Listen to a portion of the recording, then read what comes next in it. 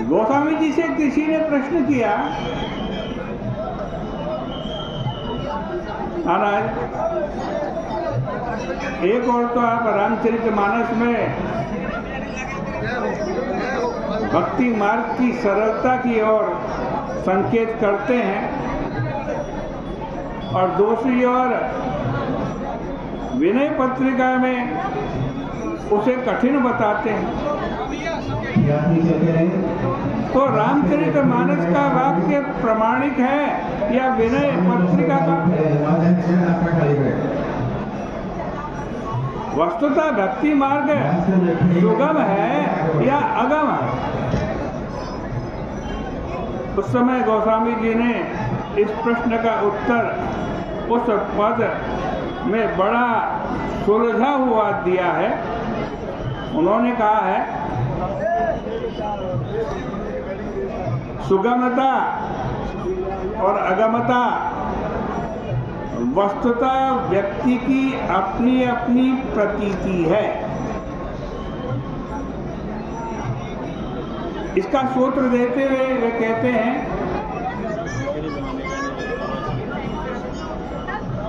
कि जो कला कुशल,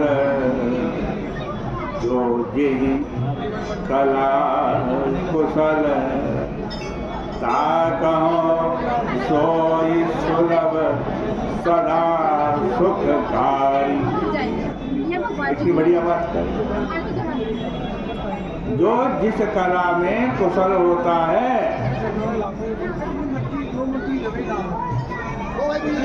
वही उसके लिए सुलभ होती है, सुखकारी होती है।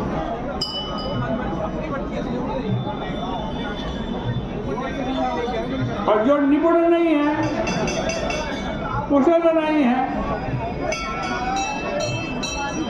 उसके लिए कठिन है।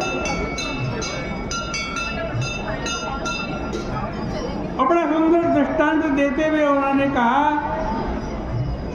कि नदी की धार अगर तीव्र वेग से बह रही है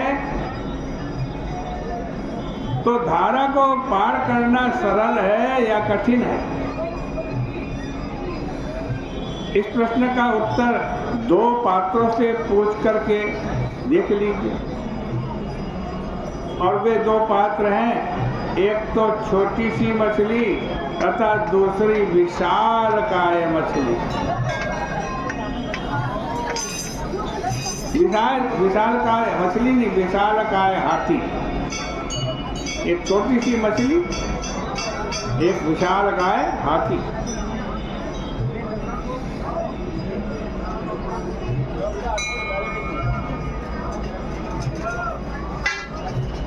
देखो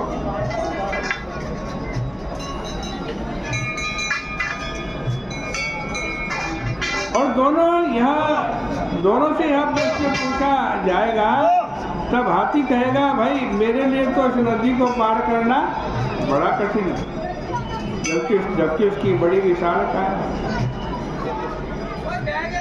लेकिन वो छोटी सी मछली कहेगी ये तो बड़ा सरल काम,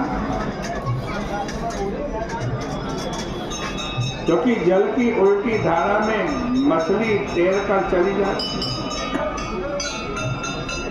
और विशालकाय हाथी धारा की तीव्र प्रवाह में बह जाता।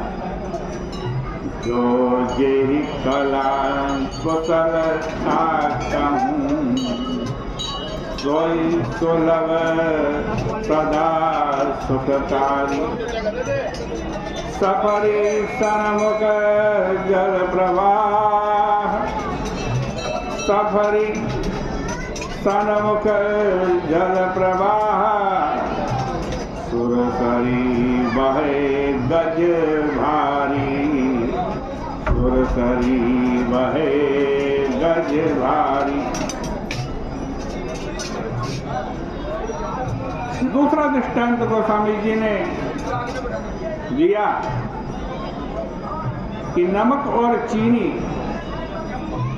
दोनों को मिलाकर के रख दीजिए। नमक और चीनी मिलाकर रख।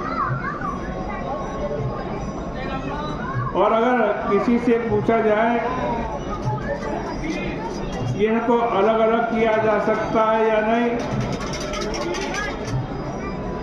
तो भले ही वह सामने वाला व्यक्ति कितना भी बुद्धिमान क्यों ना हो, कितनी ही क्षमता युक्त क्यों ना हो, पर वह यही कहेगा कि दोनों को अलग अलग नहीं किया जा सकता। पर जो कार्य इतने बुद्धिमान व्यक्ति के लिए कठिन लग रहा है, एक नन्ही सी चींटी आकर उन्हें सरलता से अलग अलग कर देती है। ऐसी अद्भुत कला उसे मिली हुई है कि वह इस मिश्रण में से चीनी अलग करके उसे ग्रहण कर लेती है। ज्यों सरगरा मिलई सिकथा महा, ज्यों सरगरा मिलई सिकथा महा, बलते न को दिल गावई, बलते न को दिल गाई, अति रसज्ञ सूक्ष्म पीपलिका, अति रसज्ञ सूक्ष्म पीपलिका, बिनु प्रयास ही पावई, बिनु प्रयास ही पावई। गोस्वामी जी का अभिप्राय यह है कि हमें सरलता और कठिनाई शब्द से उलझने की आवश्यकता नहीं, बल्कि हमें तो यह निर्णय करने की आवश्यकता है कि हमारे लिए सुगम क्या है और अगम क्या है। क्योंकि किसी के लिए कर्म सुगम है, कर्म का मार्ग सुगम है, किसी के लिए ज्ञान का मार्ग सुगम है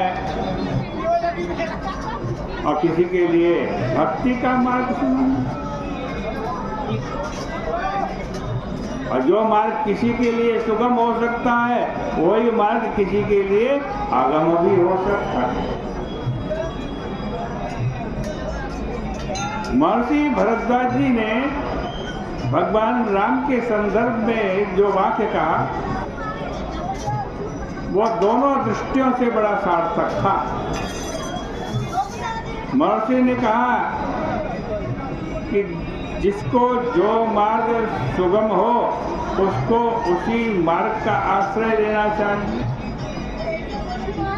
और भाई व्यावहारिक जीवन में भी सफलता का मूल मंत्र यही है। बहुधा यह देखा जाता है कि व्यावहारिक जीवन में जो व्यक्ति असफल होते हैं, उन्हें अधिकांश व्यक्ति यह कहते हैं कि यह व्यक्ति तो बड़ा अयोग्य है। पर किसी व्यक्ति का असफल हो जाना उसकी अयोग्यता का सच्चा परिचायक नहीं। संस्कृत में एक वाक्य कहा गया है, वस्तुतः कोई व्यक्ति अयोग्य नहीं होता, बल्कि होता यह है कि जिस व्यक्ति में जो योग्यता है, उससे भिन्न यदि उससे काम लिया जाता है, तो वह उस कार्य में अयोग्य सिद्ध हो जाता है। इसका अभिप्राय यह है कि जिस कार्य में रुचि हो, अगर वह कार्य हमें व्यावहारिक जीवन में भी मिले तो हम सफल हो सकते हैं। पर योग्य से योग्य कहे जाने वाला व्यक्ति को भी यदि कोई ऐसा कार्य दे दिया जाए जिसका उसे अभ्यास ही नहीं है, तो वह भी अयोग्य सिद्ध हो जाएगा। इसलिए संस्कृत में एक वाक्य कहा गया है कि अयोग्यो पुरुषो नास्ति।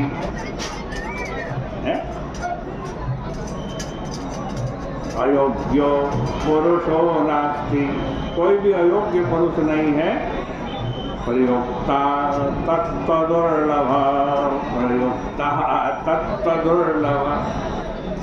संसार में कोई अयोग्य व्यक्ति है ही नहीं, परंतु उसकी योग्यता को परखकर उससे उपयुक्त काम लेने वाले संसार में दुर्लभ हैं।